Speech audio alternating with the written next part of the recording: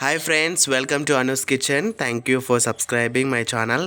ఈరోజు స్పెషల్ ఏంటంటే మ్యాగ్నేట్ చికెన్ కర్రీస్ రెసిపీ. సో అది ఎలా చేసుకోవాలో ఇప్పుడు మనం తెలుసుకుందాం. ముందుగా తెచ్చుకున్న చికెన్ని మంచిగా కట్ చేసుకొని కడుక్కొని పెట్టుకోవాలి. దాని తర్వాత మ్యాగ్నేట్ని సిద్ధం చేసుకోవాలి. అందులోకి పసుపు, ఉప్పు, ధనియాల పొడి, మసాలా, కారపొడి, అల్లం, బగారాకు, 2 కట్ చేసుకున్న పచ్చిమిర్చీలు అండ్ పెరుగు యాడ్ చేయాలి. పెరుగు ఎందుకంటే చాలా టేస్టీగా ఉంటుంది, అంతేకాకుండా మ్యాగ్నేట్ అవ్వడానికి చాలా యూస్ఫుల్గా ఉంటుంది. అందులోకి ఏంటంటే ఆయిల్ కూడా యాడ్ చేయాలి. ఆ ఆయిల్ యాడ్ చేసుకొని మంచిగా మిక్స్ అయ్యేటట్టు మ్యాగ్నేట్ అయ్యేటట్టు చూసుకోవాలి. ఇది అండి ఫైనల్ అవుట్పుట్. మ్యాగ్నేట్ ఈ విధంగా చేసుకున్నాము. దాని తర్వాత ఆనియన్స్ అండ్ టమాటోస్ పేస్ట్ చేసుకొని పక్కన ఉంచుకోవాలి.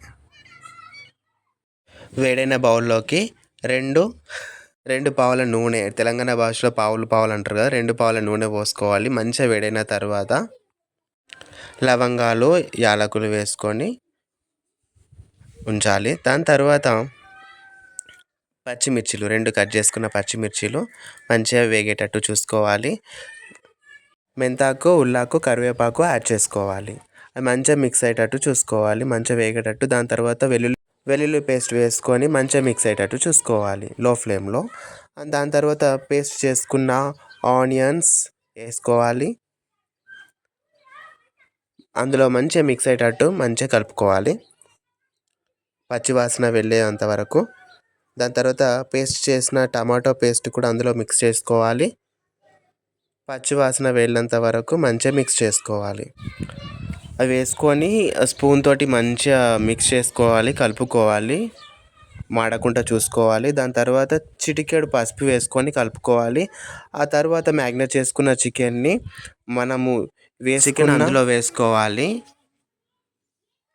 మ్యాగ్నేట్ చేసుకున్న చికెన్ మెల్లిమెల్లిగా వేసుకోవాలి. మొత్తం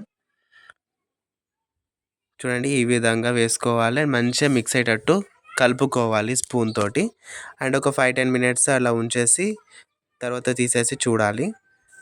అండ్ మళ్ళీ మిక్స్ చేసుకోవాలి, ఎందుకంటే మాడిపోకుండా చూసుకోవాలి. ఆ ఫైనల్ అవుట్పుట్ ఇలా వస్తుంది. ఆయిల్ ఇలా వచ్చేదాకా చూసుకోవాలి. మళ్ళా మిక్స్ చేసుకోవాలి, మధ్యలో మిక్స్ చేసుకోవాలి. అండ్ కొంచెం వాటర్ కూడా యాడ్ చేసుకోండి. మేము ఇక్కడ ఏమి వాటర్ యూజ్ చేస్తాము అంటే మ్యాగ్నేట్ చేసుకున్న దాంట్లోనే కొన్ని వాటర్ పోసి, ఎందుకంటే అందులో ఉన్న మసాలాలు ఇందులో పట్టాలి అంటే కంపల్సరీ అదే మీరు కూడా యూజ్ చేయండి. అండ్ ఫైనల్గా ఉడికిన తర్వాత కొత్తిమీర ఆకు వేసుకోవాలి. గార్నిష్ చేసుకోండి, కొత్తిమీర ఆకు వేసుకొని. ఆ ఫ్లేవర్ చాలా బాగుంటుంది. ఓకే, ఇది అండి ఫైనల్ అవుట్పుట్. ఎలా ఉందో కామెంట్ చేయండి.